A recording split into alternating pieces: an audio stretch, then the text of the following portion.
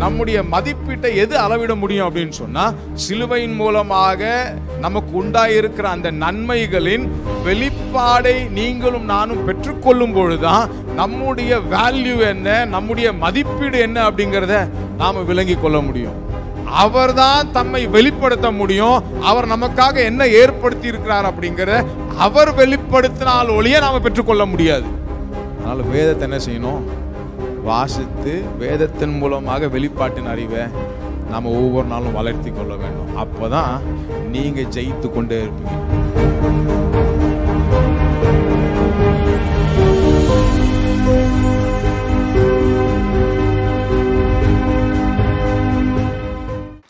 ஆண்டவராகிய இயேசுவின் நாமத்தினாலே உங்களை வாழ்த்துகிறேன். இந்த அற்புதமான நாளிலே கர்த்தருடைய வார்த்தையை பகிர்ந்து கொள்ளும்படியாக தேவன் கொடுத்த நல்ல வாய்ப்புக்காக நான் கர்த்தரை ஸ்தோத்திரிக்கிறேன்.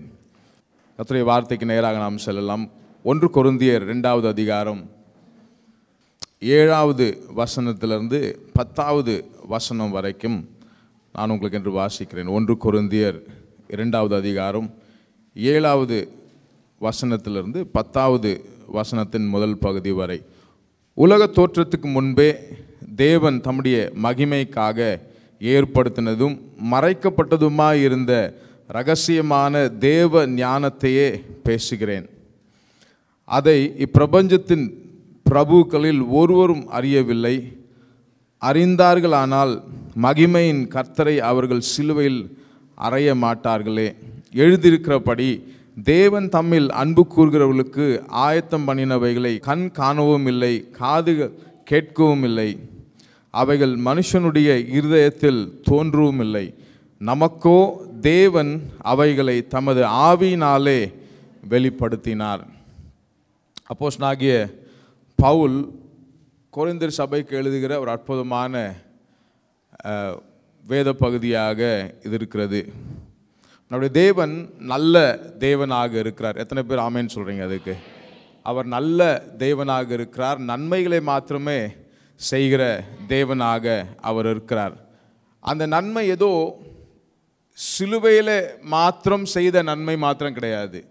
அந்த நன்மை அவர் நல்லவராக இருக்கிறார் என்பதை சிலுவையை கடந்து இந்நாள் வரைக்கும் அவர் அந்த சிலுவையினாலே உண்டாயிருக்கிற அந்த நன்மை தொடர்ந்து கொண்டே இருக்கிறது என்பதுதான் இந்த வேத பகுதியினுடைய ஒரு சாராம்சமாக இருக்கிறது. ஏதோ சிலுவையிலே அவர் செய்து முடித்து விட்டார் என்பது மாத்திரம் கிடையாது. சிலுவையிலே அவர் செய்து முடித்த அந்த நன்மையை, அவர் எவ்வளோ நல்லவராக இருக்கிறார் என்பதை இன்றைக்கும் நாம் அறிந்து கொள்ள வேண்டும்.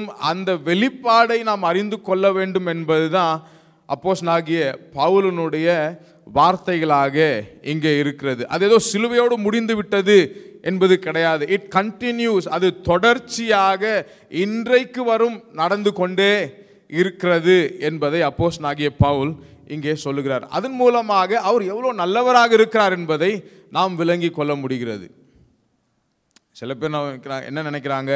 சிலுவையில் மாத்திரம் செய்து முடிஞ்சிருச்சு, அதுக்கப்புறம் ஒன்றும் கிடையாது. கிறிஸ்தவர்களே சில பேர் நினைக்கிறாங்க சிலுவையோடு எல்லாம் முடிஞ்சிருச்சு, அதுக்கப்புறம் ஒன்றும் கிடையாது, அதுக்கப்புறம் அதனால ஒரு நன்மையும் கிடையாது. அவர் மரித்தார், அவர் பாடுபட்டார், அவர் மரித்தார், அடக்கம் செய்யப்பட்டார், 3வது நாள் உயிரோடு எழுந்தார், அதற்கு பிற்பாடு ஒன்றும் கிடையாது. அது ஒரு கதையாக மாறி இருக்கிறது. ஒரு கதையை போல அது நடக்குது, அவ்வளோதான். சரித்திரத்தின் ஒரு பகுதியாக இருக்கிறது. அதற்கு பிற்பாடு அதோடைய ஒரு முக்கியத்துவம் ஒன்றும் கிடையாது. ஆமாம், ஒரு பெரிய ஒரு தீர்க்கதரிசியாக, ஒரு பெரிய மகானாக, ஒரு நல்லவராக, ஒரு நீதிமானாக, நன்மை செய்கிறவராக, அநேகருடைய பாடுகளை தம்மேல சுமந்து கொண்டவராக, அநேகருக்கு நன்மை செய்தவராக, அற்புதங்களை செய்தவராக, இயற்கைக்கு அப்பாற்பட்ட விதத்தில் ஒரு பெரிய அற்புதங்களை செய்தவராக இயேசு இந்த பூமியிலே வாழ்ந்தார், மரித்தார், மரித்து அடக்கம் செய்யப்பட்டு 3வது நாள் உயிரோடு எழுந்தார். அதோடு அவர் கதை முடிஞ்சிருச்சு. அதுக்கப்புறம் ஒன்றும் பெருசா கிடையாதுன்னு நினைக்கிறாங்க. ஆனால் அப்போஸ்தலனாகிய பவுல் இங்கே சொல்லும்போது சொல்றாரு, இல்லை இல்லை, ஒரு ரகசியம் இங்கே இருக்கிறது. There is a secret hidden. அந்த ரகசியமானது மறைக்கப்பட்டதாக இருக்கிறது. எப்பொழுது ஆரம்பிக்கப்பட்டது? உலக தோற்றத்துக்கு முன்னே தேவன் தம்முடைய மகிமைக்காக ஏற்படுத்தினதும். அப்படின்னா ஃப்ரம் த பிகினிங், ஆதியிலிருந்தே, துவக்கத்திலிருந்தே அவருடைய மகிமைக்காக ஏற்படுத்தப்பட்ட ஒரு காரியம் ஒன்று இருக்கிறது. அது ஏதோ சிலுவையினாலே வந்தது கிடையாது. சிலுவைக்கு முன்பாகவே அவருடைய மகிமைக்காக ஏற்படுத்தப்பட்ட ஒன்றாக இருக்கிறது. அதை குறித்த ஒரு வெளிப்பாடு இன்றைக்கு நமக்கு இருக்க வேண்டும் என்று அப்போஸ்தலனாகிய பவுல் சொல்றாரு. அதை குறித்த ஒரு வெளிப்பாடு நமக்கு இருக்க வேண்டும் என்று சொல்றாரு. ஏன்னா இந்த சிலுவையின் மூலமாக தான் நாம் யாராக இருக்கிறோம், இன்றைக்கு நமக்கு என்ன கொடுக்கப்பட்டிருக்கிறது, நாம் என்ன விதமான ஒரு வாழ்க்கை வாழ்ந்து கொண்டிருக்கிறோம் அப்படிங்கிற ஒரு வெளிப்பாட்டை நாம் பெற்றுக்கொள்ள முடிகிறது. ஒரு அறிவை நாம் பெற்றுக்கொள்ள முடிகிறது. நம்முடைய மதிப்பு என்னவாக இருக்கிறது, நம்முடைய வேல்யூ என்னவாக இருக்கிறது. இந்த உலகத்தில் இருக்கிற படிப்போ, நமக்கு இருக்கிற அந்த செல்வாக்கோ, நமக்கு இருக்கிற வசதி வாய்ப்புகளோ அது நம்முடைய மதிப்பை கொடுக்கவே முடியாது. அது நம்முடைய வேல்யூ என்ன, நம்முடைய மதிப்பீட்டை அது என்ன செய்ய முடியாது, அளவிட முடியவே முடியாது. நம்முடைய மதிப்பீட்டை எது அளவிட முடியும் அப்படின்னு சொன்னால், சிலுவையின் மூலமாக நமக்கு உண்டாயிருக்கிற அந்த நன்மைகளின் வெளிப்பாடை நீங்களும் நானும் பெற்றுக்கொள்ளும் பொழுதுதான் நம்முடைய வேல்யூ என்ன, நம்முடைய மதிப்பீடு என்ன அப்படிங்கிறத நாம் விளங்கி கொள்ள முடியும். அல்லேலூயா. நம்முடைய மதிப்பீடு இந்த உலகத்தில் இருக்கிற எதுவுமே நம்ம மதிப்பிடவே முடியாது. நம்முடைய படிப்போ, நம்முடைய இன்டலெக்சுவலிட்டியோ, நம்முடைய புத்தி கூர்மையோ, நம்முடைய வசதி வாய்ப்புகளோ, நம்முடைய சொத்துக்களோ, நமக்கு இருக்கிற அந்த ஆப்பர்ச்சுனிட்டிஸோ அது நம்முடைய மதிப்பை ஒரு நாள் என்ன செய்ய முடியாது. நம்முடைய மதிப்பு என்ன அப்படிங்கிறது கல்வாரி சிலுவையிலே நடந்த அந்த காரியங்களை குறித்து நமக்கு ஒரு வெளிப்பாடு உண்டாகும் பொழுதுதான், அந்த ஒரு அறிவு நமக்கு உண்டாகும் பொழுதுதான் நம்முடைய உண்மையான ஒரு மதிப்பு என்ன அப்படிங்கிறத நாம் விளங்கி கொள்ள முடியும். நம்முடைய மதிப்பு என்ன அப்படிங்கிறத தேவன் நமக்கு வெளிப்படுத்துகிறார். ஆதியில் நம்ம சிருஷ்டிக்கப்படும் பொழுது அவருடைய சாயல்ல, அவருடைய ரூபத்திலே நாம் சிருஷ்டிக்கப்பட்டோம். அவரை போலவே நாம் சிருஷ்டிக்கப்பட்டோம். அவருக்கு இருந்த அதே சுவாபம், அவருக்கு இருந்த அதே கான்ஃபிடன்ஸ், அவருக்கு இருந்த அதே ஆசீர்வாதங்கள், அவருக்கு இருந்த அதே அதிகாரம், அதே வல்லமை, அதே ஆளுகை தன்மை, அதே அதிகாரமெல்லாம் நமக்கு அப்படியே தேவனை போலவே நமக்கு கொடுக்கப்பட்டிருந்தது. ஆனால் பாவத்தின் விளைவாக அந்த அதிகாரங்களை இழந்தவர்களாக நாம் மாறிட்டோம். எல்லாவற்றையும் நாம் இழந்தவர்களாக மாறிட்டோம். நம்முடைய வேல்யூ அப்படியே குறைந்து விட்டது, நம்முடைய மதிப்பு அப்படியே குறைந்து விட்டது.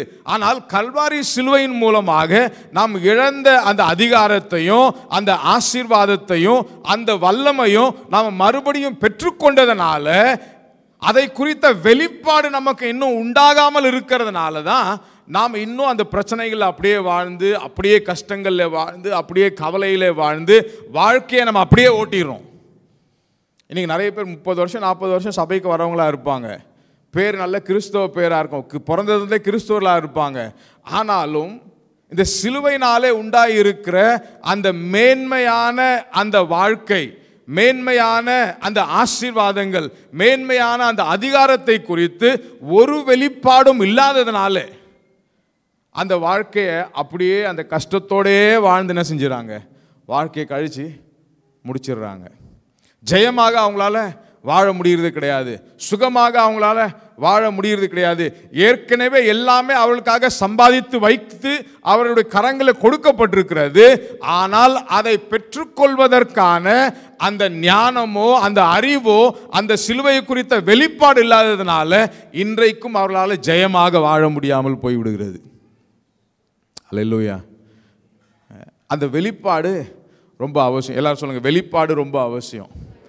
அந்த வெளிப்பாட்டின் அறிவிலே தான் இன்றைக்கு கிறிஸ்துவம் இருக்கிறது.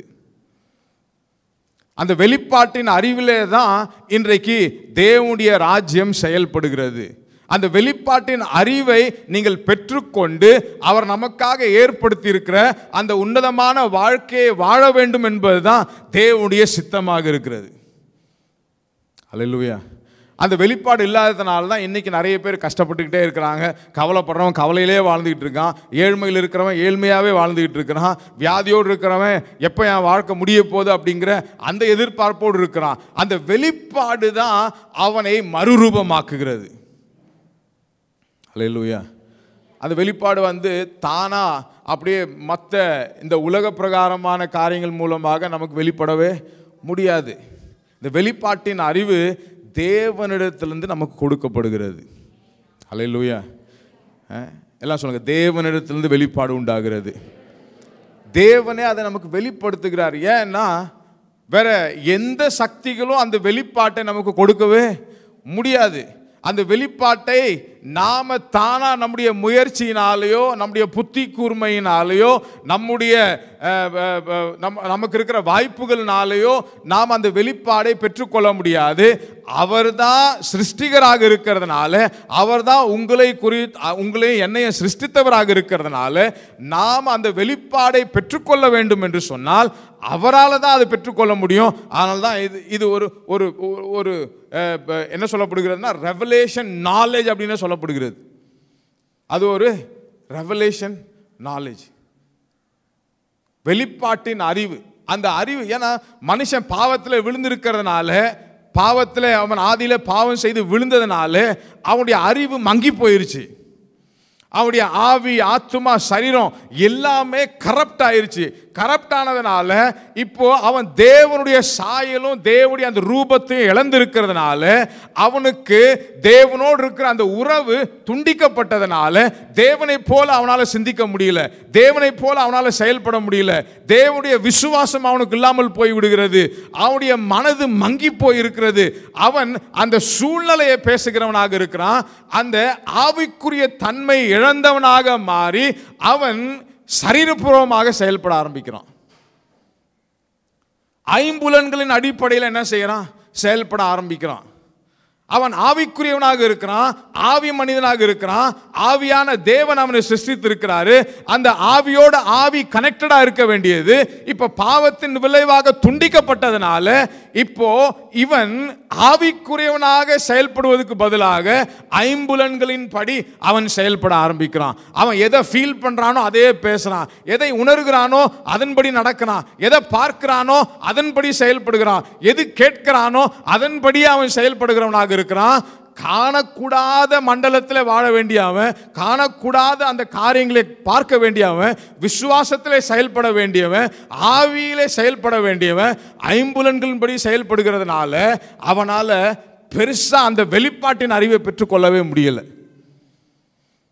தேவனோடு இணைந்து செயல்பட முடியாம போய்விடுகிறது. அப்ப இந்த வெளிப்பாட்டின் அறிவை அவன் பெற்றுக்கொள்ள வேண்டும் என்று சொன்னா he needs God. அவனுக்கு தேவன் அவசியமா இருக்கு. தேவனே அதை வெளிப்படுத்துறார். தேவனே எப்படி வெளிப்படுத்துறாரு? அவருடைய வார்த்தையின் மூலமாக அவர் வெளிப்படுத்துகிறார். அல்லேலூயா. எல்லாம் சொல்லுங்க, வார்த்தையின் மூலமாக வெளிப்படுத்துகிறார். அவருடைய வார்த்தையின் மூலமாக பரிசுத்த ஆவியானவரை கொண்டு அவர் அந்த வெளிப்பாட்டை நமக்கு கொடுக்கிறார். He gives the revelation from the word with the help of Holy Spirit. பரிசுத்த ஆவியானுடைய உதவியினாலே. ஏன்னா அவன் ரட்சிக்கப்பட்ட உடனே அவனுடைய ஆள் தத்துவமே மாற்றப்படுகிறது. இப்போ அவனுடைய மனது மாற்றப்படுகிறது, அவனுடைய ஆவி மாற்றப்படுகிறது, அவனுடைய ஆவி புதிதாக்கப்படுகிறது.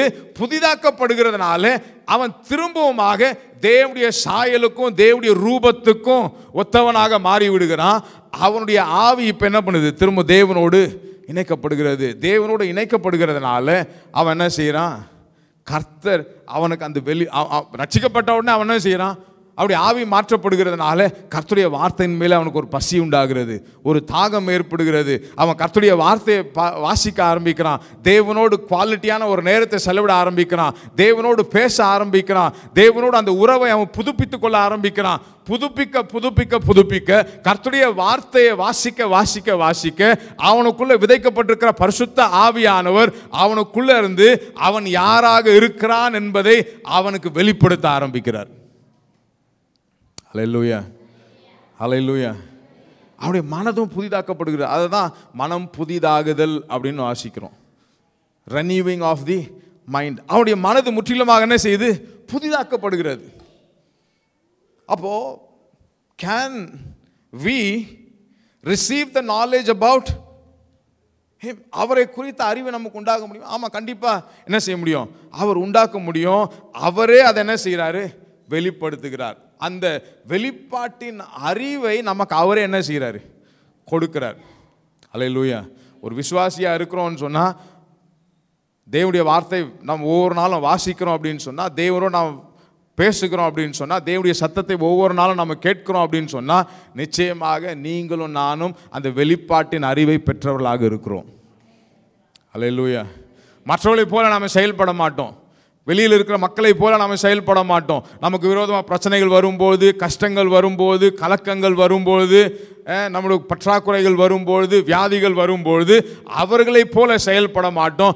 ஏன்னா நாம் வித்தியாசமான ஒரு அறிவை பெற்றிருக்கிறோம். கர்த்தருடைய வசனத்தின் மூலமாக பரிசுத்த ஆவியானுடைய உதவியோடு கூட நாம் அந்த வெளிப்பாட்டின் அறிவை பெற்றிருக்கிறதுனால எந்த சேதமும் எனக்கு ஏற்படுத்தாது.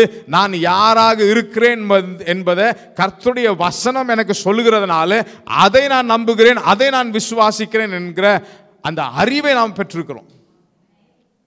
அல்லேலூயா. பிரச்சனை வரும்போது இந்த பிரச்சனையை காட்டிலும் பெரியவர் எனக்குள்ள இருக்கிறாரு. வியாதி வரும்போது இந்த வியாதியை சுகமாக்குகிற பரிகாரி என்னோட கூட இருக்கிறாரு. நான் கலக்கம் ஏற்படும் பொழுது நாளை குறித்த பயம் எனக்கு கிடையவே கிடையாது. ஏன்னா என்னை நடத்துகிற தேவன் என்னோடு கூட இருக்கிறாரு. எனக்கு முன்பாக செல்கிற ஜெய கிறிஸ்து என்னோடு கூட இருக்கிறாரு. நான் ஒரு நாளும் தோல்வி அடைய மாட்டேன். நான் ஜெயிக்கிறவனாக இருக்கிறேன். நான் ஒவ்வொரு நாளும் பெருக செய்கிறவனாக இருக்கிறேன். ஒவ்வொரு நாளும் பெருகிறவனாக இருக்கிறேன். நான் கீழாயிராமல் மேலாக இருக்கிறவனாக இருக்கிறேன். வாளாயிராமல் தலையாக இருக்கிறவனாக இருக்கிறேன். என் களஞ்சியங்கள்லாம் பூர்ணமாக நிரம்பி இருக்கும். எனக்கு எந்த பற்றாக்குறையும் ஏற்படாது. பற்றாக்குறைகள் ஏற்பட்டாலும் அந்த பற்றாக்குறையிலிருந்து தேவன் என்னை வெளியே கொண்டு வருகிறவராக இருக்கிறார். யாரும் என்னை புறக்கணிக்க முடியாது.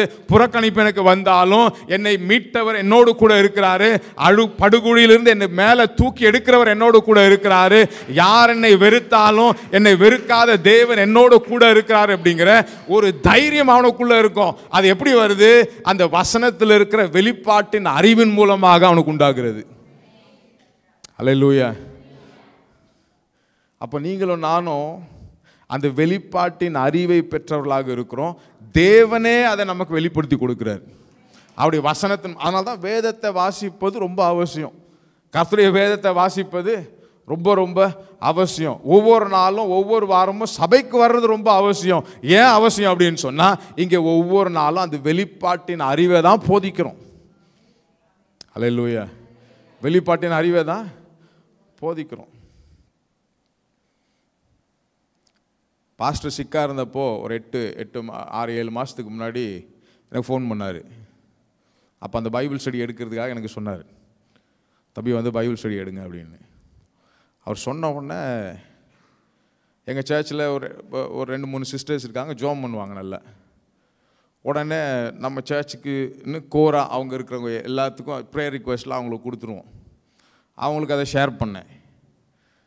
ஷேர் பண்ண உடனே அவங்க ரெகுலராக அந்த கிருபையின் துளிகளை பார்க்குறவங்க, எல்லாருமே ரெகுலராக பார்க்குற ஆட்கள், எல்லாருமே ரெகுலராக பார்த்து ஆசீர்வதிக்கப்பட்ட ஆட்கள்.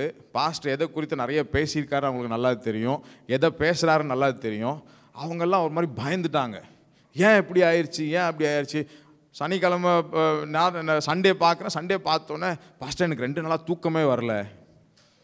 நான் அவங்கள பார்த்து சொன்னேன், எனக்கும் தூக்கம் வரல. ஒரு மாதிரி எங்களுக்கும் ஒரு மாதிரி பதட்டம் ஆயிடுச்சு. ஆனால் வெளிப்பாட்டின் அறிவை நிறைந்தவராக இருந்த பாஸ்டர் என்கிட்ட சொல்லும்போதே சொல்லிட்டாரு, அப்பவே சொல்லிட்டாரு, நான் ஆல்ரெடி சிக் ஃப்ரீ, ஆல்ரெடி நான் சிக் ஃப்ரீ. இதை நான் ஈஸியாக கடந்து போயிடுவேன், இதை நான் ஈஸியாக தாண்டி போயிடுவேன். அப்போ எனக்கும் கொஞ்சம் அப்படி வேவராக தான் இருந்துச்சு. ஏன்னா அவர் சொன்னது இதை செய்யணும், அதுக்கப்புறம் அதை செய்யணும், அதுக்கப்புறம் அதை செய்யணும், அதுக்கப்புறம் அதை பண்ணணும், இது அப்படியே ப்ரொசீஜர் இத்தனை நாள் போகும் அப்படின் போது நான் கொஞ்சம் பயந்தேன். எனக்கும் கொஞ்சம் அப்படியே பதட்டமாக தான் இருந்துச்சு.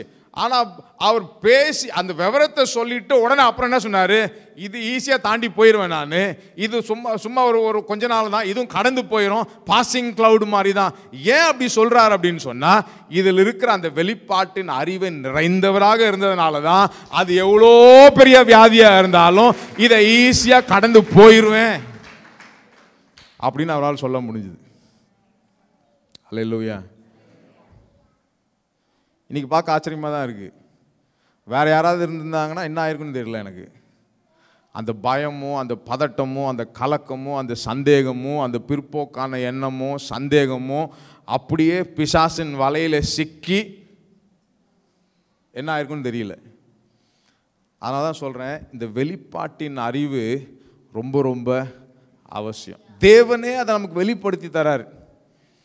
ஏன்னா நாம் அப்படியே கீழே விழுந்து நம்முடைய ஆள் தத்துவமே, ஸ்பிரிட், சோல், பாடி, மைண்டு எல்லாமே கரப்டாக இருக்கிறதுனால நாம் அந்த அறிவை பெற்றுக்கொள்ளவே முடியாது. அந்த அறிவை நாம் பெற்றுக்கொள்ளவே முடியாது. என்ன முயற்சி பண்ணாலும் பெற்றுக்கொள்ளவே முடியாது. சில பேர் வந்து அந்த கடவுளை பார்க்கணும், கடவுளை பார்க்கலாம், அவர்கிட்ட அந்த ஆசையை பெற்றுக்கொள்ளலாம், அந்த அறிவை பெற்றுக்கொள்ளலான்ட்டு மலைகளில் போய் உட்காரலாம், காடுகளில் போய் உட்காரலாம், சன்னியாசியை போய் உட்காரலாம். ஆனால் என்னதான் முயற்சி பண்ணாலும் அவர் தான் தம்மை வெளிப்படுத்த முடியும். அவர் நமக்காக என்ன ஏற்படுத்தி இருக்கிறார் அப்படிங்கிற அவர் வெளிப்படுத்தினால் ஒழிய நாம் பெற்றுக்கொள்ள முடியாது. அல்லேலூயா. ஒரு வேத பற்றி கொண்டு சொல்கிறேன். மத்தேயு எழுதின சுவிசேஷம் 16வது அதிகாரம் 16-13 இங்கே நாம் வாசிக்கிறோம். இயேசு இந்த பூமியில் ஊழியம் செய்யும்போது சீஷரில் பார்த்து கேட்குறார். 13வது வசனத்தில் வாசிக்கும் பொழுது, மனுஷகுமாரராகிய என்னை ஜனங்கள் யார் என்று சொல்லுகிறார்கள் என்று கேட்டார். அதற்கு அவர்கள், சிலர் உம்மை யோவான் ஸ்நானன் என்றும், சிலர் எலியா என்றும், வேறு சிலர் எரேமியா அல்லது தீர்க்கதரிசிகள் ஒருவர் என்றும் சொல்லுகிறார்கள் என்றால். அப்பொழுது அவர், நீங்கள் என்னை யார் என்று சீஷரில் பார்த்து கேட்குறாரு. இந்த சீஷர்கள் அவரோடு கூடவே பயணிக்கிறாங்க, அவரோடு கூட சாப்பிட்றாங்க, அவரோடு கூட தூங்குறாங்க, அவரோடு கூடவே நேரத்தை முழுவதுமாக செலவிடுறாங்க. இயேசு இந்த சீஷரில் பார்த்து கேட்குறாரு, ஜனங்கள் என்ன யாருன்னு சொல்கிறாங்க? நான் வெளிப்பட்டிருக்கிறேன் அவங்களுக்கு. ஏன்னா அவருடைய சொந்த ஜனங்கள், அவருடைய சொந்த தேசம், சொந்த மக்கள், சொந்த இனத்தார். ஆனால் அவர் யார் அப்படிங்கிறத கேட்கறதுல அவருக்கு ஒரு பெரிய ஈகர்னஸ். மக்களுக்கு நான் யாருன்னு தெரியுதா அப்படிங்கிறத கேட்குறாரு. அதை கேட்டு முடிச்சுட்டு அவங்க சொல்கிறாங்க, சிலர் உண்மை வந்து எலியா என்று சொல்கிறாங்க, சிலர் உண்மை எரேமியான்னு சொல்கிறாங்க, சிலர் தீர்க்கதரிசியில் ஒருவர் என்று சொல்லுகிறார்கள் என்றார். அப்பொழுது அவர், நீங்கள் சீஷனை பார்த்து கேட்குறாரு, நீங்கள் என்னை யார் என்று. அந்த வெளிப்பாட்டின் அறிவு இவங்களுக்கு இருக்கா இல்லையா அப்படிங்கிறத செக் பண்ணுறாரு. செக் பண்ணும்போது அவங்க சொல்கிறாங்க, சைமன் சொல்கிறான், என்ன சொல்கிறான்? பிரதியுத்தரமாக, நீர் ஜீவனுள்ள தேவனுடைய குமாரன் ஆகிய கிறிஸ்து என்றான். அவனுக்கு வெளிப்பட்டுருச்சு. அவனுக்கு அவர் யார் அப்படிங்கிறது வெளிப்பட்டிருக்கிறது. ஏன்னா அவர் செய்த அற்புதங்கள், அவர் பேசுகிற வார்த்தைகள், அவர் செய்கிற இயற்கைக்கு அப்பாற்பட்ட செயல்பாடுகள் எல்லாவற்றையும் பார்த்து இவர் தீர்க்கதரிசி கிடையாது, யோவான் ஸ்நானகன் கிடையாது, அவங்க எல்லாவரிலையும் காட்டிலும் மேலானவராக இருக்கிறாரு, அவர் சிருஷ்டிகராக இருக்கிறாரு, ரட்சகராக இருக்கிறாரு, பாவத்தை, மனுவர்க்கத்தின் பாவத்தை சுமந்து தீர்க்கிற ஆட்டுக்குட்டியாக இருக்கிறாருன்னு சொல்லி அவனா சொல்றான், நீர் ஜீவனுள்ள தேவனுடைய குமாரனாகிய கிறிஸ்து என்றான். ஜீவனுள்ள தேவனுடைய குமாரனாகிய கிறிஸ்து. இயேசு அவனை பார்த்து சொல்றாரு. இயேசு அவனை நோக்கி, யோனாவின் குமாரனாகிய சீமோனே, நீ பாக்கியவான். இந்த வெளிப்பாடை பெற்றவனை குறித்து இயேசு என்ன சொல்றாரு? பாக்கியவான், a blessed person. பாக்கியவான் என்னது? வேற பொது மொழிபெயர்ப்பில் வாசித்தீங்கன்னு சொன்னா அங்க சொல்லப்பட்டிருக்கு, கொடுத்து வச்சவன். பாக்கியவான்னா அவனுக்கு இந்த இயேசுவின் மூலமாக என்ன கொடுக்கப்பட்டிருக்கிறது அப்படிங்கிறத அவன் அறிந்து கொண்டிருக்கிறான். இயேசுவினாலே என்ன கொடுக்கப்பட போகிறது, இந்த மனுவர்க்கத்துக்கு என்ன கொடுக்கப்பட போகிறது, அவர் யாராக இருக்கிறார், எதற்காக இந்த பூமிக்கு வந்தார், என்ன அவரால் நடக்க போகிறது அப்படிங்கிற வெளிப்பாட்டை அவன் பெற்றவனாக இருந்ததுனால தான் இயேசு அவனை பார்த்து சொல்றாரு, நீ பாக்கியவான். அல்லேலூயா. எத்தனை பேர் சொல்றீங்க நாம பாக்கியவான் அப்படின்னு? இந்த வேதம் நமக்கு கொடுக்கப்பட்டிருக்கிறது.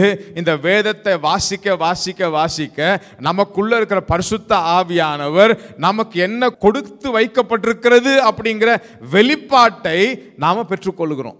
தேவனே அதை நமக்கு வெளிப்படுத்துறார். இங்கே அவனுக்கு அதான் செய்யப்பட்டிருக்கிறது, நீ பாக்கியவான், மாம்சமும் இரத்தமும் இதை உனக்கு வெளிப்படுத்தவில்லை, பரலோகத்தில் இருக்கிற என் பிதா இதை உனக்கு. யார் வெளிப்படுத்துறது? பரலோகத்தில் இருக்கிற பிதா, தேவன் தான் அதை வெளிப்படுத்துறார். அல்லேலூயா. இந்த வெளிப்பாட்டை பெற்றுக்கொள்வதற்கு வேற எதுவும் தேவை கிடையாது. தேவனோடு உங்களுக்கு இருக்கிற அந்த உறவு போதும், கர்த்தருடைய வசனம் போதும், பரிசுத்த ஆவியானவர் உங்களுக்குள்ள வாசம் பண்ணா போதும், அந்த வெளிப்பாட்டை நீங்கள் பெற்றுக்கொள்ளலாம். ஹல்லேலூயா. The indwelling of the Holy Spirit, உங்களுக்குள்ள வாசம் பண்ணுகிற அந்த பரிசுத்த ஆவியானவரும் இந்த வசனமும், கர்த்தருடைய வசனமும், இது விளங்காதனால தான் அவர் வசனமா இருந்தவர் அவரா தானா இறங்கி கீழே வந்துட்டார். இப்போ இதை அப்போஸ்தலனாகிய பவுல் அங்கே சொல்றார், கொரிந்து சபைக்கு சொல்றார், ஒரு ரகசியத்தை நான் உங்களுக்கு சொல்ல விரும்புகிறேன். ஒரு ரகசியம், உங்களுக்கு எப்போத்திலிருந்து ரகசியம் அது? ஃப்ரம் த பிகினிங், உலக தோன்றுவதற்கு முன்பாகவே உங்களுக்காக ஏற்படுத்தப்பட்ட, உங்களுடைய நன்மைக்காக ஏற்படுத்தப்பட்ட அந்த வெளிப்பாட்டை நீங்கள் பெற்றுக்கொள்ள வேண்டும். அந்த வெளிப்பாடை நீங்கள் பெற்றுட்டீங்கன்னு சொன்னால் நீங்கள் இப்போ வாழ்கிற மாதிரி வாழ முடியாது. உங்களுக்காக என்ன ஆயத்தமாக்கப்பட்டிருக்கிறதோ அந்த வெளிப்பாட்டை பெற்றுக்கொள்ளும் பொழுது நீங்கள் அந்த வெளிப்பாட்டின் அடிப்படையிலே நீங்கள் உங்களை கட்டி எழுப்பலாம். அல்லேலூயா. அப்போ அந்த வெளிப்பாடு தான் ரொம்ப அவசியம். இங்கே அதை பேதுருவை பார்த்து சொல்கிறார், பரலோகத்தில் இருக்கிற என் பிதா இதை உனக்கு வெளிப்படுத்தினார். அதுக்கப்புறம் அவனை பாருங்க எப்படி பிளஸ் பண்றாருன்னு, மேலும் நான் உனக்கு சொல்லுகிறேன், நீ பேதுருவா இருக்கிறாய், இந்த கல்லின் மேல் என் சபையை. எந்த கல்லின் மேல்? பேதுரு கிடையாது, அங்க இருக்கிற ராக் கிடையாது, நீ பெற்றிருக்க தெரியுமா அந்த வெளிப்பாடு, இந்த வெளிப்பாட்டின் மேலே தான் நான் சபையை கட்டுவேன். அல்லேலூயா. இந்த வெளிப்பாட்டின் மேலே தான் சபையை கட்டுவேன். ரொம்ப பர்சனலாக எடுத்துக்கிறோம். பேதுரு மேலே தான் ஆண்டவர் கட்டினார், அதனால தான் ஃபஸ்ட்டு போப்பாவும். அது ஒரு பக்கம் உண்மையாக இருந்தாலும், அது ஒரு பக்கம் சரியாக இருந்தாலுமே அவனுக்கு ஒரு வெளிப்பாடு கிடைச்சது தெரியுமா, நீர் ஜீவனுள்ள தேவனுடைய குமாரனாகிய கிறிஸ்துவா இருக்கிறீர் அப்படிங்கிறது அவன் பெற்றுக்கொண்டான் தெரியுமா.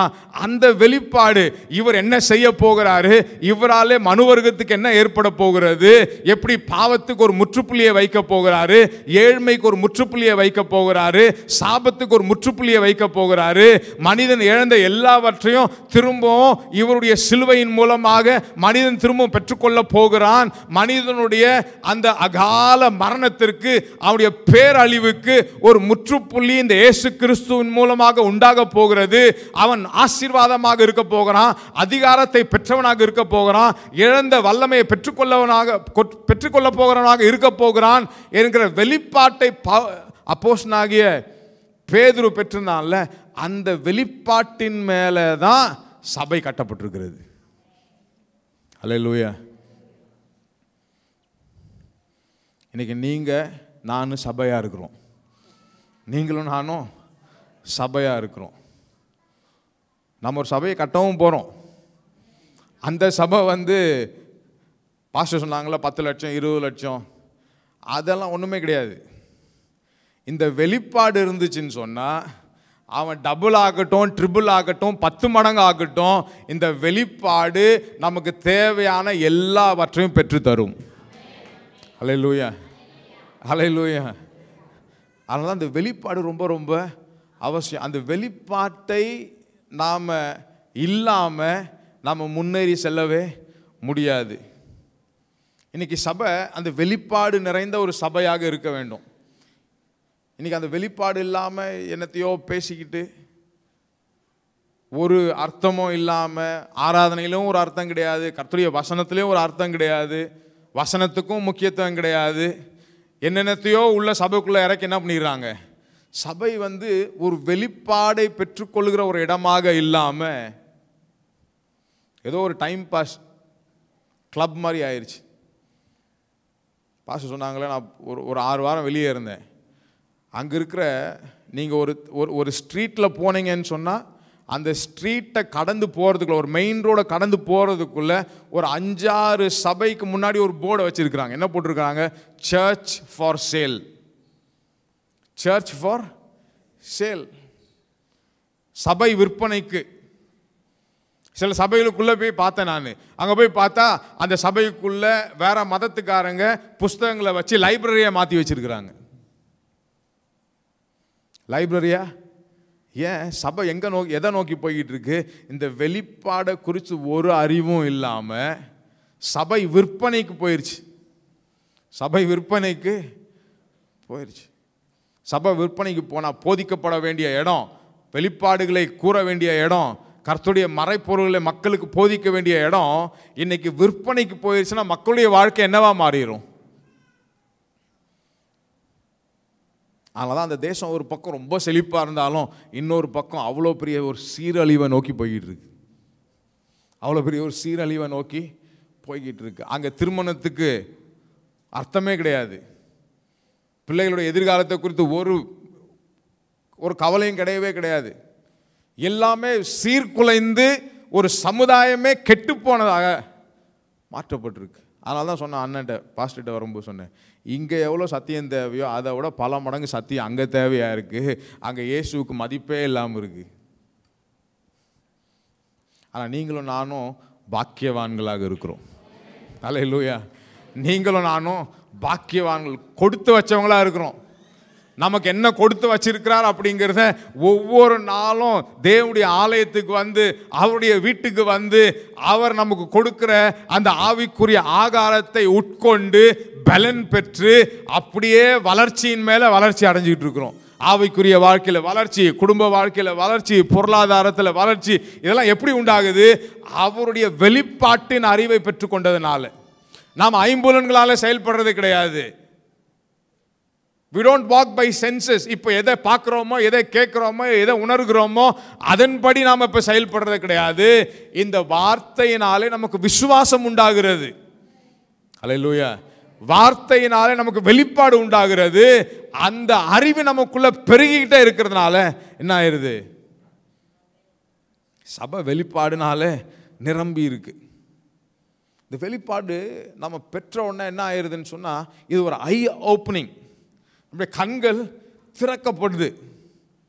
இந்த வெளிப்பாடை பெற்ற உடனே நமக்கு என்ன ஆகணும் அப்படின்னு சொன்னால், ஒரு ஐ ஓப்பனிங் மாதிரி நம்முடைய கண்கள் திறக்கப்படணும். வா, நானா இப்படி இருக்கேன், என்னை ஆண்டவருடைய மாற்றி இருக்கிறாரு, ஏன் நிலைமை அப்படி உயர்த்தப்பட்டிருக்கிறது, நானா இப்படி உயர்ந்த ஸ்தானத்தில் அவரோடு கூட உன்னதத்தில் பிதாவோடு கூட இயேசு கிறிஸ்துவோடு கூட உட்கார வைக்கப்பட்டிருக்கிறேன். அதை பார்க்கும்போது நமக்கு ஒரு வியப்பு, நமக்கு ஒரு ஆச்சரியம், நமக்கு ஒரு அஸ்டானிஷ்மெண்ட். அல்லேலூயா. எத்தனை பேருக்கு அப்படி ஒரு உணர்வு ஏற்பட்டிருக்கு?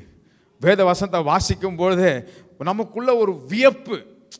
நான் எங்க இருந்தவன் எங்க இப்படி உயர்த்தப்பட்டிருக்கிறேன், இப்போ நான் எப்படி இருந்தவன் இன்னைக்கு ஆண்டவர் என்னை எப்படி உயர்த்தி வச்சிருக்கிறாரு,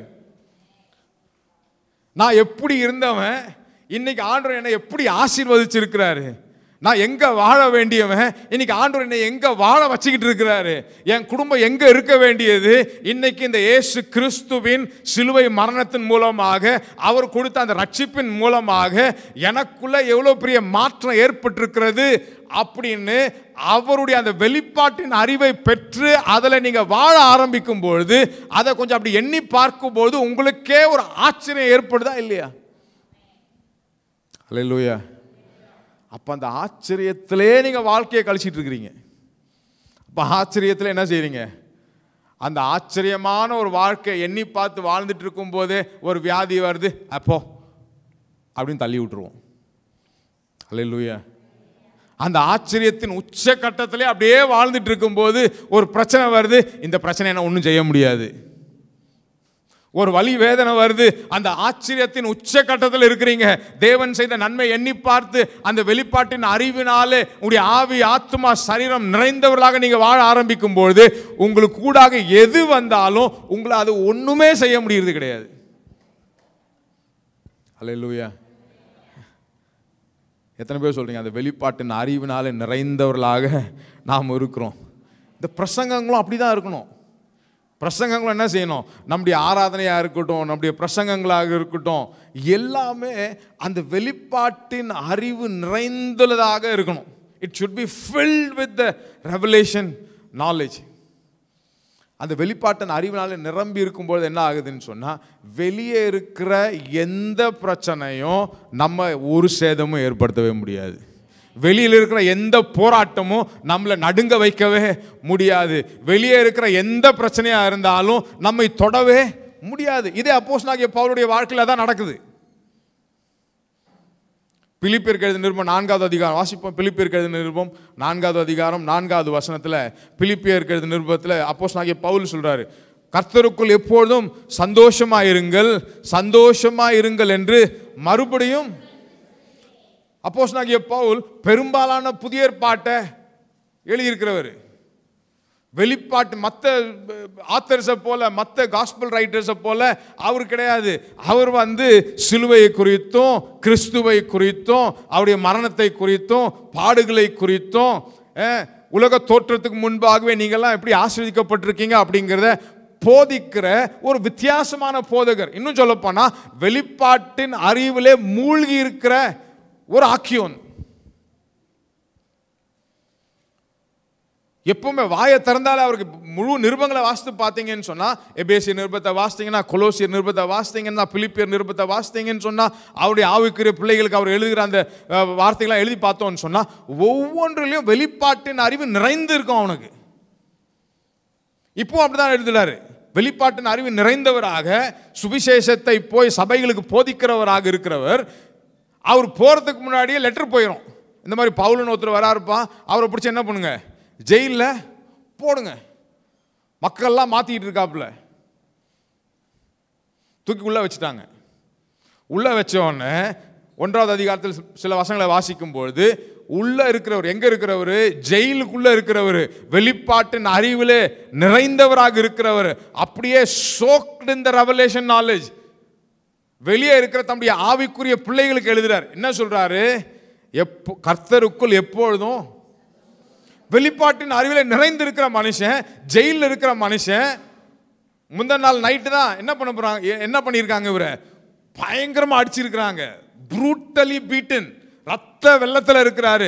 நாளைக்கு காலையில் என்ன ஆகும்னு தெரியாது, சிறைச்சேதம் கூட அவருக்கு நடக்கலாம். ஆனா வெளிப்பாட்டின் அறிவிலே நிறைந்திருக்கிற மனுஷன், அவர் யாராக இருக்கிறாரு, அவருடைய நித்தியம் என்ன, அவருக்கு என்ன நடக்க போகிறது, அவர் என்னவாக மாற்றப்பட்டிருக்கிறாரு, அவருக்குள்ள என்ன பலன் இருக்கிறது, அவருடைய நித்தியம் எப்படி அவர் கழிக்க போகிறார் அப்படிங்கிற வெளிப்பாடை அவர் பெற்றிருக்கிறதுனால ஜெயிலுக்குள்ள உட்கார்ந்துட்டு இருந்து வெளியில் இருக்கிற அவருடைய ஆவிக்குரிய பிள்ளைகளுக்கு சொல்றாரு, சந்தோஷமா இருங்க.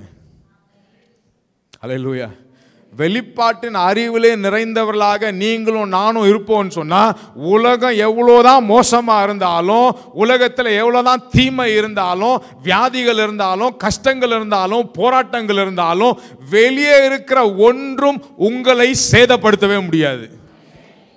அல்லேலூயா, அல்லேலூயா.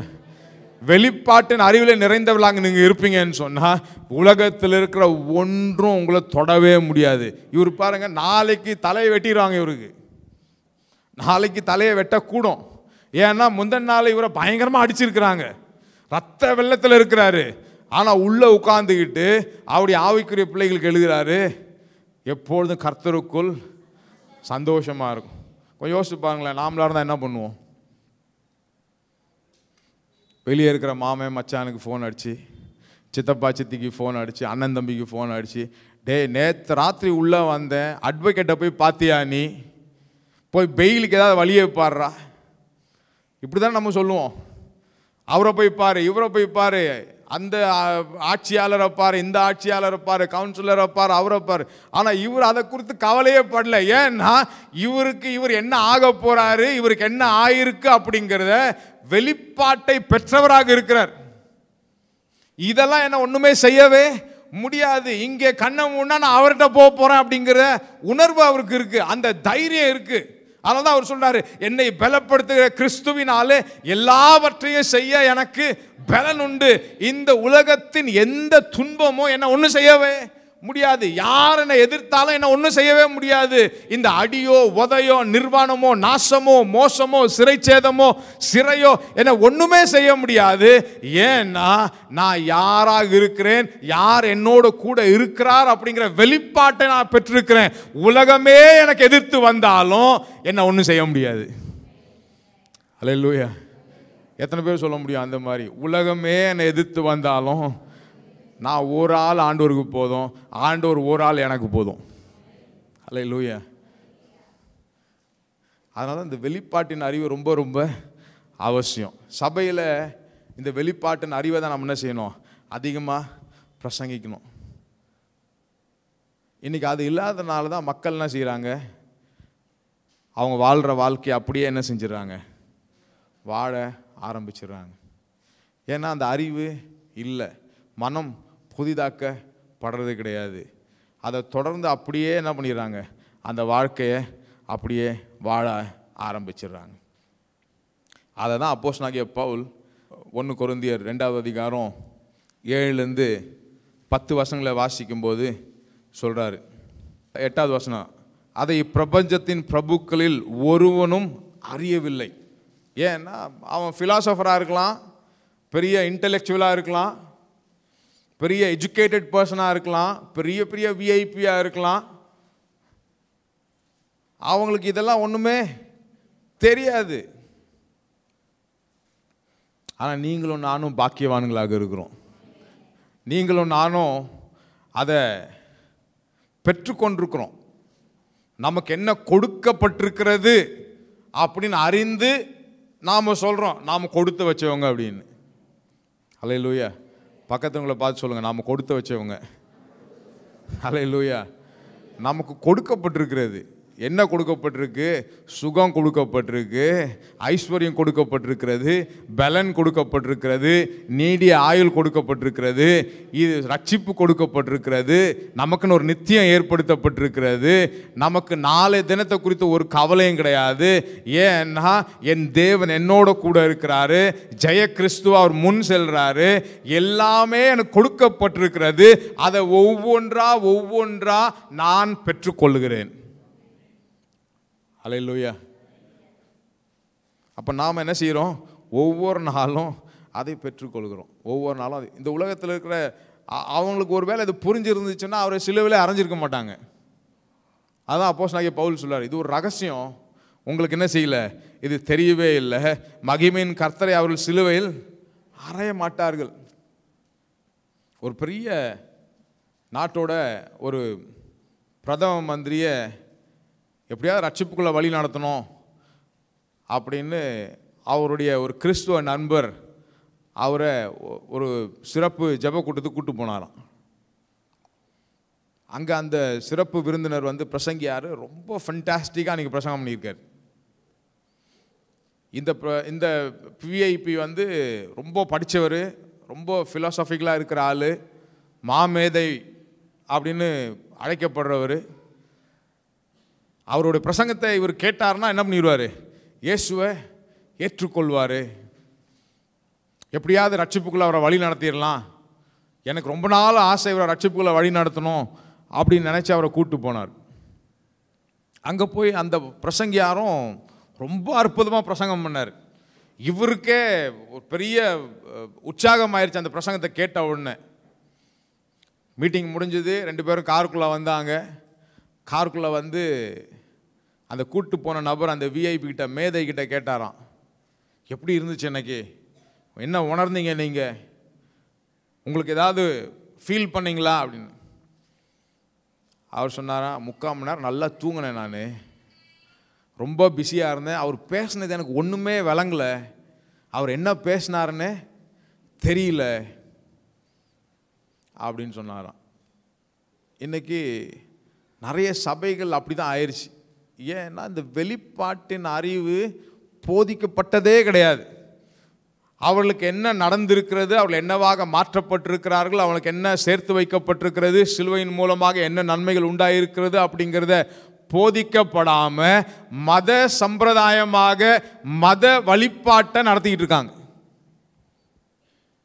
ஆனால் தான் இன்றைக்கி என்ன செய்ய முடியல, ஆசீர்வாதமாக வாழ முடியல, ஜெயமாக வாழ முடியல, எதுவுமே அவங்களால பெற்றுக்கொள்ள முடியல. பிரச்சனைனா சரி, இந்த பிரச்சனையோடு வாழ வேண்டியது தான், வியாதினா இந்த வியாதியோடு வாழ வேண்டியது தான், அவள் தான் கர்த்தருடைய சித்தம் அப்படின்னு வாழ்ந்து என்ன பண்ணிடுறாங்க, வாழ்க்கையை முடிச்சிடுறாங்க. ஆனால் இல்லை, கர்த்தருடைய சித்தம் அது கிடையவே கிடையாது. தேவன் நம்மை அழைத்து நம்மை முன் குறித்து நமக்கென்று காரியங்களை ஏற்படுத்தி இருக்கிறார், அது நமக்கு வெளிப்படுத்தப்பட்டிருக்கிறது. அதனால தான் 9வது வசனத்தில் வாசிப்பு எழுதியிருக்கிறபடி, தேவன் தம்மில் அன்பு கூறுவர்களுக்கு ஆயத்தம் பண்ணினவைகளை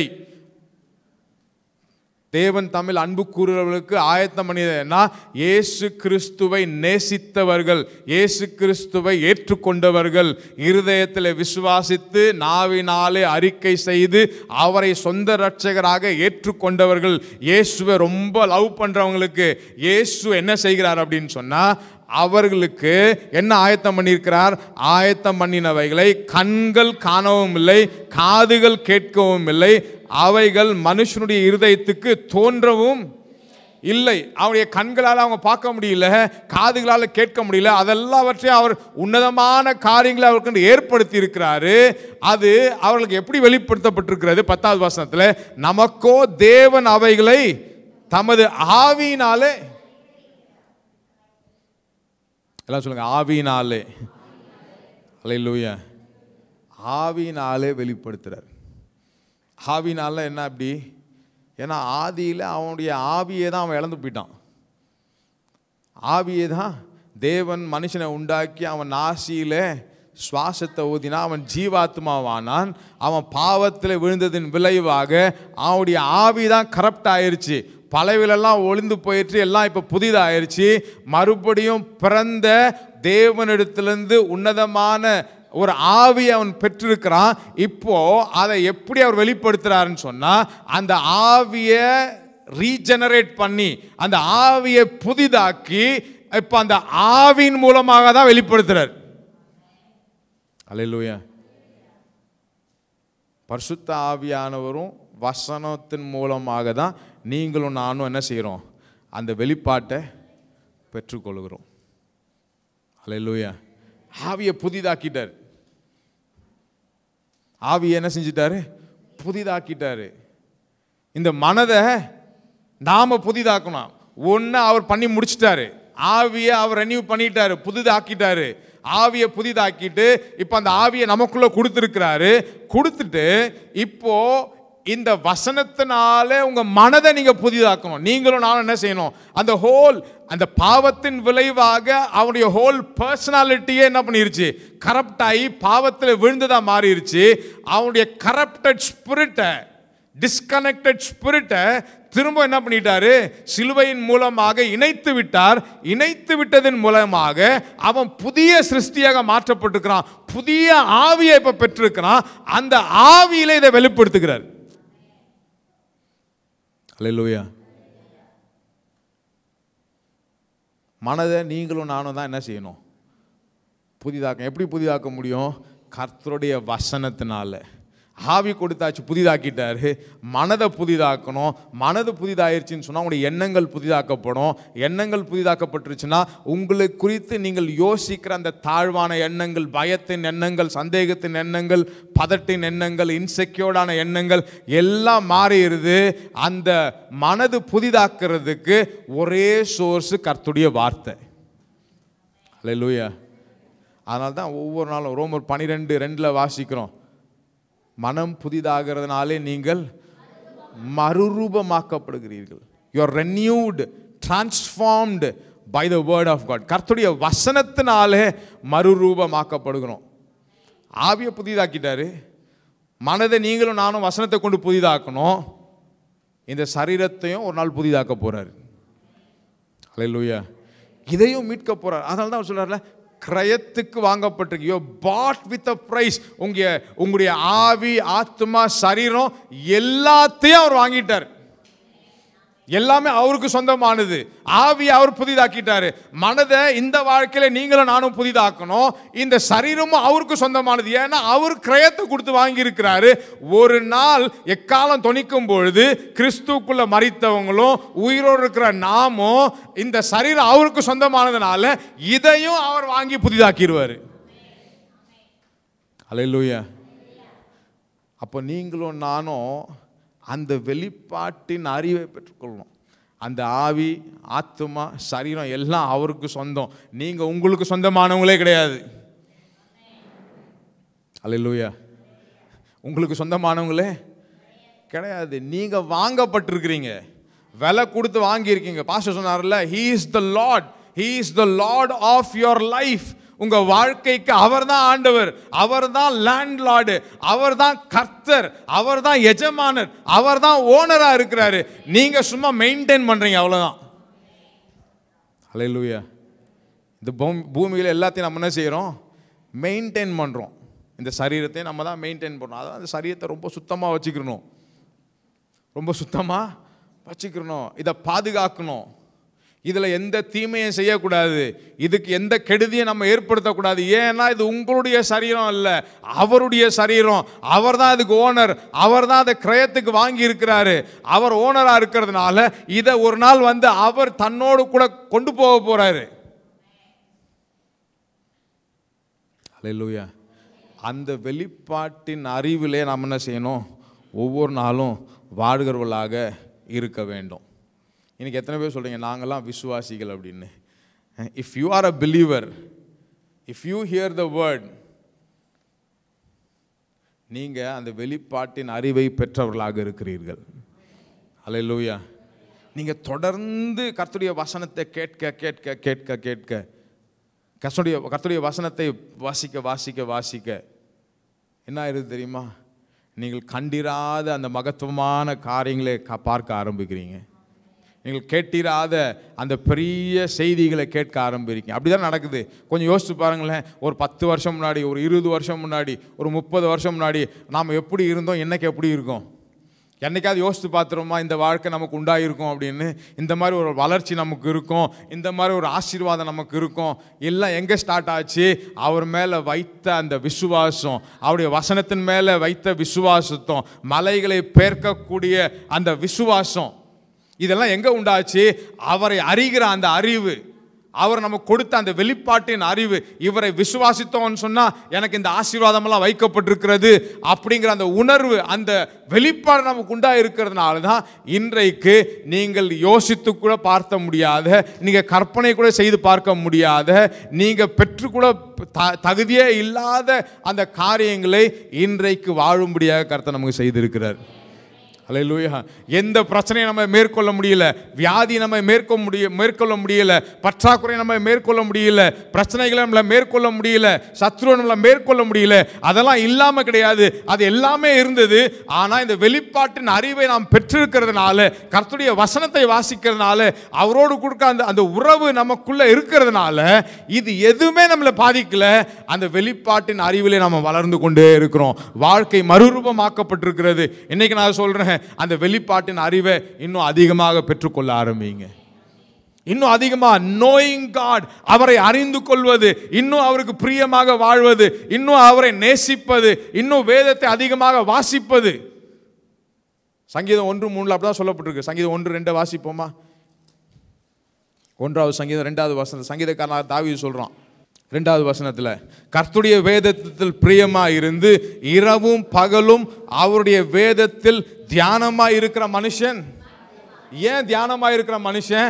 அவன் இரவும் பகலும் கர்த்தருடைய வேதத்தை வாசிக்க வாசிக்க வாசிக்க he is filled with the revelation knowledge.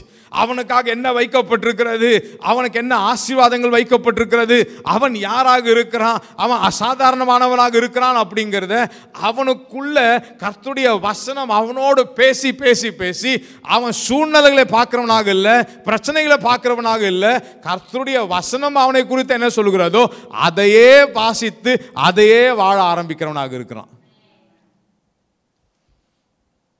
அவன் நீர்க்கால் ஓரமாக நடப்பட்டவனை போல இருக்கிறான். அவனுக்கு சோர்ஸ் ஆண்டவராக இருக்கிறார். அப்படிதான் சொல்லப்பட்டிருக்குல்ல, அவன் நீர்க்கால் ஓரமாக நடப்பட்டு தன் காலத்தில் கனியை தந்து. அப்படின்னா என்ன? he will give fruits. அவன் நல்ல கனிகளை கொடுக்கிறான். இன்னைக்கு பேர் நமக்கு நல்ல நல்ல கிறிஸ்தவ பேர்களா இருக்கும், ஆனா கனி இருக்கா அப்படின்னா கனிகளே இருக்காது. கனி இருக்கான்னு சொன்னா கனிகளே இருக்காது. 30 வருஷம் 40 வருஷம் சபையில் இருப்போம், ஆனா கனிகள் இல்லாத ஒரு வாழ்க்கை, வளர்ச்சி இல்லாத ஒரு வாழ்க்கை, ஆசீர்வாதம் இல்லாத ஒரு வாழ்க்கை.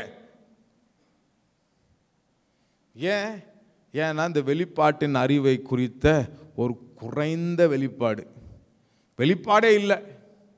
ஏதோ ஒரு சராசரியா ஒரு கிறிஸ்தவன் வந்துட்டு போற மாதிரி சபைக்கு வந்துட்டு போயிடுவாங்க.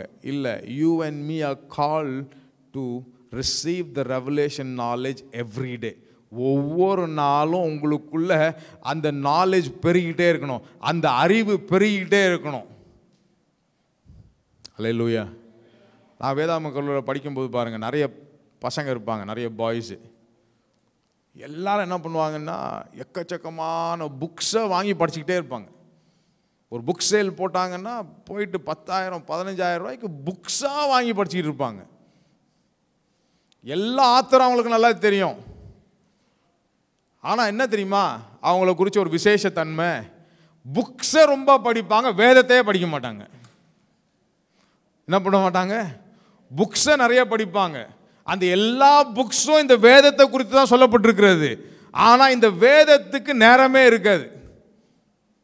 புக்ஸை மட்டும் நிறைய படிப்பாங்க, ஸ்காலர்லி பேச்சாக இருக்கும், ஸ்காலர்லி திங்கிங்காக இருக்கும், தியாலஜியில் 100க்கு 100 வாங்குவாங்க. ஆனால் வேதத்தை குறித்தோ வேதத்தில் அவர்களுக்காக என்ன வைக்கப்பட்டிருக்கிறதோ அந்த வேதத்தோடு இருக்கிற உறவு ரொம்ப கம்மியாக இருக்கும். எந்த செய்தியை கேட்டாலும் அந்த பாஸ்டர் எனக்கு தெரியும், அந்த புக்கு எனக்கு தெரியும், ரொம்ப ஸ்காலர்லி பேச்சு, இதில் அவர் எக்ஸ்பர்ட், அதில் அவர் எக்ஸ்பர்ட். ஆனால் வேதத்தையே வாசிக்க மாட்டாங்க. இல்லை இல்லை, if you are a blessed man, நீங்கள் பாக்கியவான்னு சொன்னால் புஸ்தகம் வாசிக்கிறது தப்பு கிடையாது. அந்த புஸ்தகங்கள்லாம் இந்த வேதத்தை குறித்து தான் எழுதப்பட்டிருக்கிறது. இந்த வேதத்தை வாசிக்காமல் புஸ்தகத்தை வாசித்து என்ன பிரயோஜனம்?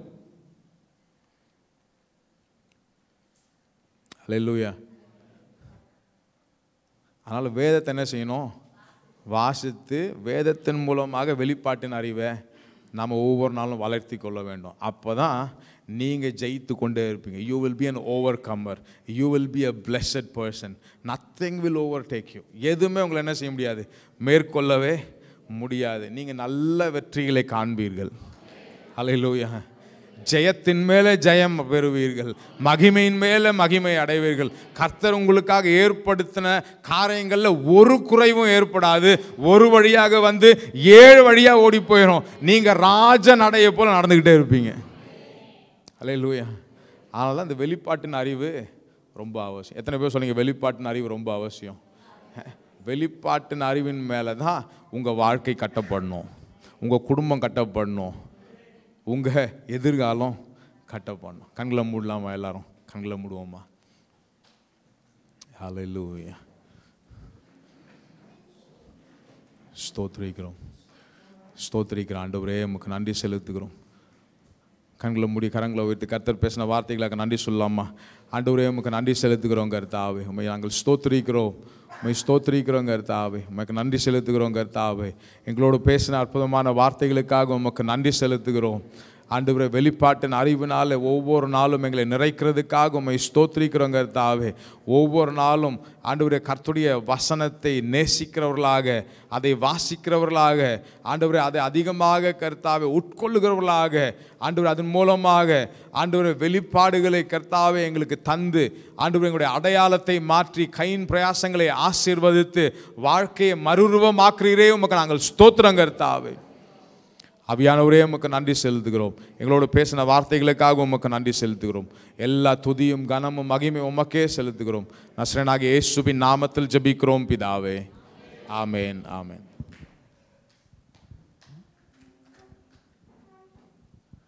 அறிவு ஒன்று, இன்னொன்று ரிவீல்டு நாலேஜ் ஒன்று. எல்லாருக்குமே ஏசு ஆண்டவர்னு எல்லாருக்குமே தெரியும். சில மக்கள்கிட்ட போய் சுவிசேஷம் சொன்னோம்னா சிலன்னு சொல்லுவாங்க, உங்கள் சாமியை கும்பிட்டு தான் நான் எங்கள் சாமியை கும்பிடுவோம். எடுத்தோடனே ஆண்டவா அப்படித்தான் ஆரம்பிப்பாங்க. ஆனால் அவங்க ரசிக்கப்பட்டாங்களா? ரசிக்கப்படலை. ஒரு அறிவு இருக்கிறது, ஒரு தெய்வங்கிற ஒரு அறிவு இருக்கிறது. ஆனால் துல்லியமான ஆவியானவர் வெளிப்படுத்தின அறிவு கிடையாது. கர்த்தர் கூட இருக்கிறார், கர்த்தர் உன்னோடு இருப்பாருங்கிற அறிவு சவுலுக்கு இருந்துச்சு. ஆனால் தாவீதுக்கு ரெவலேஷன் நாலேஜாக இருந்துச்சு. சவுல் தான் சொல்லி வர்றாரு, கர்த்தர்னோடு இருப்பாராக அப்படி சொல்லிட்டே வர்றாரு. ஆனால் சவுல் வந்து கோலியாத்தை அடிக்கலை. அவருக்கு அறிவு இருக்கிறது. ஆனால் அந்த தேவன் கூட இருந்தார்னா அந்த கோலியாத் எம்மாத்திரங்கிற அந்த ரிவீல்டு நாலேஜ் கிடையாது. எனக்கு தெரிஞ்ச ஒரு போதகர் உங்களுக்கு சொல்கிறேன். சாம்பி செல்லத்துறைக்கு ஒரு காலத்தில் தமிழ் டிரான்ஸ்லேட்டராக இருந்த ஒரு போதகர். அவருக்கு ரொம்ப வருஷமாக குழந்தை கிடையாது. அவங்களுடைய ரொம்ப வருஷமாக இல்லை, ஒரு இங்கிலீஷில் பேசும்போது தமிழ் டிரான்ஸ்லேட் பண்ணியிருந்திருக்கிறாரு. அப்போது லூக்கா 1ஆம் அதிகாரத்தை எடுத்து அவர் பேசியிருக்கிறாரு. வார்த்தை மாம்சமானது கற்பவதி ஆனான்னும் போது அவருக்கு அந்த நாலேஜ் வந்து ரிவீல்டு நாலேஜாகவே இருக்குது. இத்தனை நாள் கண்ணியின் வயிற்றில் பிறந்தாருங்கிறது அறிவு இருக்குது. ஆனால் ஆவியானவர் அன்றைக்கி அந்த வசனத்தை துள்ளி எடுத்து காமிக்கிறார். காமிச்ச உடனே அப்போ நமக்கும் ஒரு குழந்தை பிறக்கும் அப்படின்னு விசுவாச்சிருக்கிறாரு. அதுக்கப்புறம் கன்சீவ் ஆனதுக்கப்புறம் 6 மாதம் கழித்து ஸ்கேன் பார்க்கும்போது அவருடைய மனைவியில் கற்ப பையில் பெரிய கட்டியும் இருக்குது, குழந்தையும் இருக்குது. டாக்டர் சொல்லியிருக்காங்க இந்த கட்டி இருந்துச்சுன்னா கன்சீவே ஆகாதுன்னு இருக்காங்க. ஆனால் கன்சீவ் ஆனாங்க, குழந்தை பிறந்துச்சு. இப்போ யாரும் கல்யாணம் முடிக்கிற ஸ்டேஜில் இருப்பாங்க, கல்யாணம் முடிச்சிட்டானு தெரியல, பெரிய ஆளாக இருப்பான். எப்படி 28-27 இருக்கும். எப்படி வந்துச்சுன்னா அறிவு, எல்லாருக்குமே அறிவு இருக்குது. அந்த அறிவு ரிவீல்டு நாலேஜை ஆவியானவர் கற்றுக் கொடுக்கணும். அதை வந்து சிந்திக்கணும், தியானிக்கணும். நான் ஹாஸ்பிட்டலில் இருக்கும்போது கூட எங்கள் அக்கா பையன் ஒருத்தன் வந்தான். நான் முதல்ல 10 நாள் யாருக்குமே சொல்லலை, ஒரே ஒரு அக்காவுக்கு தான் தெரியும், அது யாருக்குமே தெரியாது.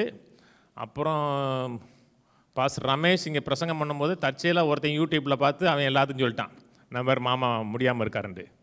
ஏன்னா யாரும் வந்து தப்பி எதாப்பா அவளுக்கு சொல்லிட்டு அப்படிப்பட்ட ஆட்களை எனக்கு உள்ள வந்தவொடனே நம்மகிட்ட ஜோக் அடிக்கணும், நம்மகிட்ட ஜோக் அடித்து வேறு மாதிரி பேசணும். நானே ஜோக் அடிச்சு தான் இருக்கேன். நான் இவ்வளோ நம்மளை பார்த்து கண்ணீர் வர்றது, கவலைப்படுறது, அந்த அட்மாஸ்பியரை நமக்கு பிடிக்காது. அதனால் எல்லாம் எனக்கு நான் இன்னும் 5-6 டியூப் போட்டிருக்காங்க, மூக்கில் 1 கிடக்கு, வயிற்றில் 3 கிடக்கு. அதனால் இதை பார்த்து யாருமே பார்க்கக்கூடாதுங்கிறக்காக தான் எல்லாமே கலட்டினதுக்கப்புறம் சொன்னேன். நமக்குள்ளே வரும்போது என்ன அறிவை நமக்குள்ளே இன்புட் பண்ணுறாங்கிறது முக்கியம். நமக்குள்ள ஒரு அறிவு இருக்கும், அந்த அறிவை காட்டிலும் தேவ ஆவியான நமக்குள்ள அறிவை கொடுத்துட்டோம்னா அதையே சிந்திக்கணும். மாம்ச சிந்தை மரணங்கிறாரு. மாம்சத்தின்படி நடக்கிறவர்கள் செத்து போவாங்கன்றது. செத்து போனால் ஆவியின் ஜீவனுக்கு அந்நியராக இருப்பாங்க. பைபிள் படிக்கிறீங்களா? ஜீவோ மாதிரி பார்க்கணும். நமக்கு இந்த 5 மாதத்தில் வாங்கணும் இந்த பெர்மிஷன். அப்போ கடைசி கையெழுத்து ஆகுது, கலெக்டர்கிட்ட கையெழுத்து ஆகுது. கடைசி கையெழுத்து ஆகும்போது கலெக்டருடைய பிஏ கேட்டிருக்காரு, எது நடிப்பில் கொடுக்குறீங்கன்னு. எது நடிப்பில் இவ்வளோ பேர் உங்களுக்கு இவ்வளோ பேர் பெர்மிஷன் கொடுத்துருக்காங்க. என்ன மாநகராட்சி ஆணையர் கொடுத்துருக்கிறாரு, எஸ்பி கொடுத்துருக்கிறாரு, இந்த சப் கலெக்டர் கொடுத்துருக்காங்க, எது நடிப்பில் இவ்வளோ கொடுத்துருக்காங்கன்னு சொன்னோடனே ஒருத்தர் போய் ஜீவோ காமிச்சிருக்காரு. பைபிள் படிச்சிங்கன்னா ஜீவோ, அது ஹெவன்லி ஜீவோ மாதிரி படிச்சிட்டிங்களா, மேட்ரு செட்டில்னு அப்படி மனதில் செட்டில் பண்ணிட்டீங்கன்னா பாக்கியவானாக இருப்போம். இல்லாட்டி அவர் சொல்லுவார், அதெல்லாம் போனோமா, ஆமேன்னு சொன்னோம்மா, அல்லிலையா சொன்னோம்மா, கையை தட்டினோம்மா, கீழே போனதுக்கப்புறம் நம்ம வாழ்க்கையை பார்த்தோம்னா ஜென்ம சுபாவம் உள்ள மனுஷனை போல் இருப்போம். இந்த கவர்மெண்ட்டோட ஆளுகைக்குள்ள வாழ முடியாது. நம்ம ராஜ்யத்தில் இருக்கோங்க, அந்த ராஜ்யத்தின் சட்டத்திட்டங்களை குறித்து பேசுகிறது தான் வேத புத்தகம். இப்போ ஈரானுக்கும் இஸ்ரேலுக்கும் குண்டு விழுகுது. ஈரான்லேருந்து ஒரு குண்டு பெறப்பட்டுருச்சு அப்படின்னா பயப்படுவீங்களா நீங்கள்? ஏன் பயப்பட மாட்டீங்க? அது இஸ்ரேலுக்கு நோக்கி தான் வரும். ஜெபிப்போம், பயப்பட மாட்டோம். ஆனால் ராஜபாளையத்துக்கு நேரம் விட்டுட்டான் அப்படின்னா ஜெபம் மட்டுமா பண்ணுவீங்க? என்ன இப்போ நம்ம ஒரு ராஜ்யத்தில் இருக்கிறோம்.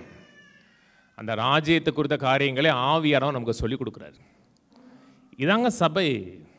சபைன்னா மகளே கவலைப்படுறியா, கண்ணீர் வெடிக்கிறையா, உன் கண்ணீர் இன்னைக்கு துடைக்கப்படும். இப்படி தானே 30 வருஷமாக சொல்கிறீங்க. 30 வருஷமாக அதுதானே சொல்கிறீங்க. அதுக்கான சட்டத்திட்டம் சொல்லித்தர மாட்டீங்களே, அதுக்கான எப்படி பாயிண்ட் சொல்ல மாட்டீங்களே. அப்படியே தடவி கொடுக்கறது இல்லை, அறிவை கொடுக்குறது. அறிவு தாங்க வாழ்க்கை, உணர்ச்சி வாழ்க்கை இல்லை. அறிவில் வளருங்க, அந்த அறிவு உங்களை தூக்கி நிறுத்தும். 10 நாள் கழிச்சு எங்கள் அக்கா மேலே ஒருத்தவங்க ஜெபம் பண்ணுறான், நல்ல பையன், எனக்கு மட்டும் ரசிக்கப்பட்டவன். அஞ்சோன்னா எங்கள் மாமா இப்படிலாம் வருவார், நான் கனவு கூட நினைக்கலன்னா. அவன் என்னை பார்க்கும்போது பேக்கு மாதிரி தான் பார்த்தான் ஒரு காலத்தில். இப்போ என்னென்னா நான் அறிவு, கர்த்தரை குறித்த அறிவு. ஜெபிப்போம். பிதாவே உமக்கு நன்றி, நீர் கொடுத்த தெய்வீகமான வார்த்தைகளுக்காக நன்றி. நீ எங்களுக்காக ஆயத்தம் பண்ணி வைத்திருக்கிற புலனறிவுக்கு அப்பாற்பட்ட நன்மைகளை நாங்கள் காணவும் வாழவும் எங்களுக்கு உதவி செய்கிறக்காக நன்றி. கர்த்தா ஆவியானுடைய உதவியை அதிகமாக எதிர்பார்க்கிறோம். வாழ்க்கையின் ஒவ்வொரு காரியங்களை குறித்து தேவ ஆவியானவர் சொன்ன தேவனுடைய சட்டத்திட்டங்களை, வார்த்தைகளை அறியவும் வாழவும் அதில் திளைக்கவும் உதவி செய்ய வேண்டுமா ஜெபிக்கிறோம். ஒவ்வொரு வார்த்தையும் கர்த்தாவே ஆவியாயும் ஜீவனுமாய் இருக்கிறதுக்காக நன்றி. எங்களுக்குள்ள ஜீவனை கொடுத்து எங்களை உயிர்ப்பிக்கிறதுக்காக நன்றி. துதிக்கிறோம். வார்த்தையை கொண்டு வந்து கொடுத்த தம்பி சுகந்திரராஜுக்காக, அவருடைய மனைவி பிள்ளைகளுக்காக, ஷலோம் வேடு ஊழியத்துக்காக நன்றி செலுத்துகிறோம். இன்னும் பெருகட்டும். அநேகருக்கு ஒரு வாழ்க்கை ஆசீர்வாதமாக இருக்கட்டும். கர்த்தர் தம்முடைய மகிமையை வெளிப்படுத்த வேண்டுமா ஜெபிக்கிறோம். எல்லா கனமும் எல்லா மகிமையும் எங்கள் வாழ்க்கையில் உமக்கே உண்டாயிருக்கட்டும். இந்த கல்லின் மேல் சபையை கட்டுவேன்னு சொன்னீரே, அந்த ரிவீல்டு நாலேஜில் ஆவியான கொடுக்குற வெளிப்படுத்தப்பட்ட அறிவில் எங்கள் வாழ்க்கை கட்டப்படட்டும். ஆசீர்வதியும் இயேசு கிறிஸ்துவின் நாமத்தில் பிதாவே, ஆமென். நம்முடைய கர்த்தராகிய இயேசு கிறிஸ்துவுடைய கிருபையும் பிதாவாகிய தேவனுடைய அன்பும் பரிசுத்தாவின் ஐக்கியமும் நம் அனைவரோடு கூட இன்றைக்கும் கிறிஸ்துவின் வரியை மட்டும் இருப்பதாக. ஆமென். கர்த்தரோட ஆசீர்வதித்து எல்லா தீமைகளுக்கு விலக்கி காக்க கடவர். கர்த்தர் தம்முடைய தயவுள்ள முகத்தை உங்களை பிரகாசிக்க பண்ணி உங்கள் மேல் கிருபையாக இருக்க கடவர். கர்த்தர் தம்முடைய முகத்தை உங்களை பிரசன்னமாக்கி சமாதானம் கட்டளையிட கடவர். கர்த்தரோட ஆசீர்வதித்து சகல ஜீவனாலும் சுகத்தாலும் ஆரோக்கியத்தால் நிரப்பி வியாதிகள் பலவீனங்கள் முற்றிலுமாக அகற்றி சகல செல்வத்தோடும் நிறைவோடும் கர்த்தர் கொடுக்கிற பலத்தோடும் 120 ஆண்டுகளுக்கு மேலாக வாழ வைப்பாராக. ஆமென், ஆமென், ஆமென்.